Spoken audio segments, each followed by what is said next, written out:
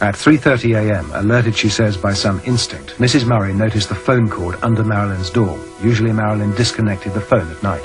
So, of course, I was alarmed. I called Dr. Greenson. This is essentially the story Mrs. Murray has told for 23 years. I went around to the front of the house before Dr. Greenson arrived. The bedroom curtains were closed. She went to get a poker.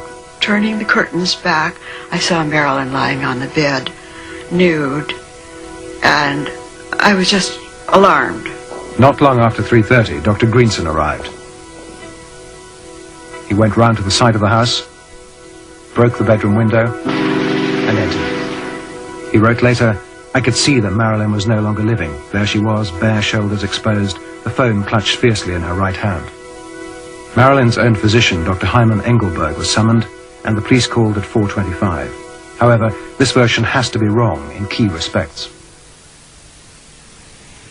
First, new evidence shifts events to a much earlier point in the evening.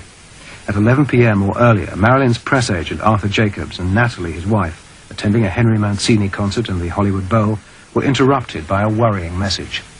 About 3/4 of the way through the concert, someone came to our box and said, "Arthur, come quickly." And he didn't realize, and he said, "Marilyn is dead or she's on the point of death."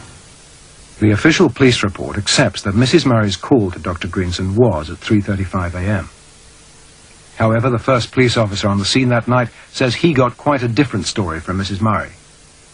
It all happened much earlier. It was immediately after midnight. And Dr. Greenson was present when she was telling you that? Yes, he was. And he didn't disagree? No, he did not. Mrs. Murray told us much the same thing. She actually became concerned about Marilyn earlier. It was probably about midnight.